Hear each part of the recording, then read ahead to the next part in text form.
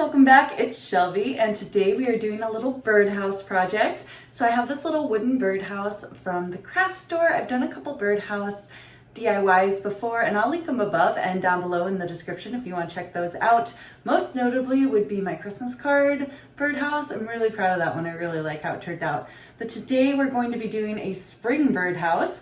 So I have some bunches of faux flowers, silk flowers, fake flowers, whatever you want to call them. And basically we're going to be taking the petals and the leaves and decorating this little guy with those and making just a cute, beautiful, kind of looking like it's made out of flowers birdhouse. I'm thinking maybe like fairy house at the end of it if it turns out correctly, but I just think that'd be cute and a fun little decor for spring, which I'm hoping the snow stops and it comes real soon. So that's today's project. I'll link what I used down in the description below as always, and we're gonna get right into it. So I'm starting with Elmer's glue on a plate because I have a big jug of it, a little wooden birdhouse, and some fake flowers. I'm going to be pulling out a couple of these flowers and just deconstructing them, just ripping off the backs and all the petals and just kind of separating them into piles of usefulness. So all the petals and anything that's useful goes on one side, and then all of the extra little bits goes on the other. And then I'm going to prep my roof with some glue and just cut my petals into thirds so that I can start putting little roof petal tiles on my birdhouse. Basically, I'm just kind of looking as I go. I don't have a huge blueprint for how this is supposed to look in my head. I'm just kind of adding and seeing what I think looks nice and is going to be fun to add together.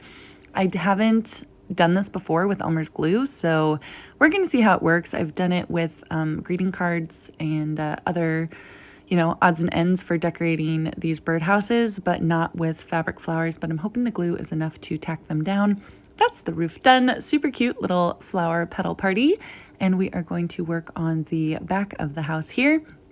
So for the back of the house, I want to use some different flowers. I've got some white ones in my bunch here, and it's really great using flowers from the same bunch of fake flowers because usually they're color coordinated to look nice together already, and that takes a lot of the guesswork out of there for you. So I'm using the flower from the same bunch, but it's a different type of flower and it is a different color, but it goes together. They're both kind of warm tones. So I'm gonna be putting that on the back of the house, putting more glue and folding it up, and then doing the same with the larger bunch of petals from the same flower. And then I'm gonna top that off with kind of a green leaf. I went through a couple different options, but the leaf is what I decided on. I do want a bit of greenery on this house, and I think that would be super cute. Kind of make it look like it's like in a forest. Like the idea is a little fairy house hidden away in the forest, and I think that's going to be really cute. For the sides, I decided to put some shingling on them, so I'm going to be using the peach rose that came with the set, deconstructed the same as all the other flowers, and I'm going to leave the little rosebud intact for future crafting because that's cute and I don't need those petals. Same thing as before, I'm going to cut my petals into individual strips because on the fake flowers from the store, they come in little trios, which is great, but I need individual petals. So I'm gluing them down. This glue isn't holding quite as well as I was hoping. It'll be fine once it's dry, but it's super liquidy right now, so it is taking like a couple tries to push the flowers in, but I think that's fine. Worst case scenario, I'll just wrap a rubber band around it, but I'm hoping it doesn't come to that. I'm gonna do the same thing on the other side of the house because I want it to look somewhat symmetrical, but also like very natural, if that makes sense. And then we're gonna move on to the front of the house. And the front of the house, I want to look super special, like a hidden away oasis with just like a giant flower. Like the house itself is a giant flower. So I'm going to paint my glue on the front of the house here, and then I'm going to add little leaves to the front. I did cut out the part of the video where I was like figuring out how I want it to look, so you guys just get the end result of me confidently putting everything in place.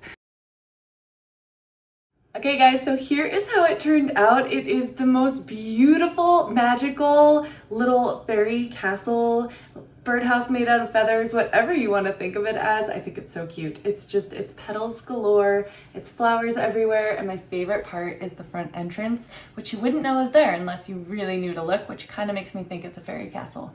But it is the little stick that the bird would land on, and then I put the petals of a white flower, and then one of the orange flowers, and then just like the inner part of it.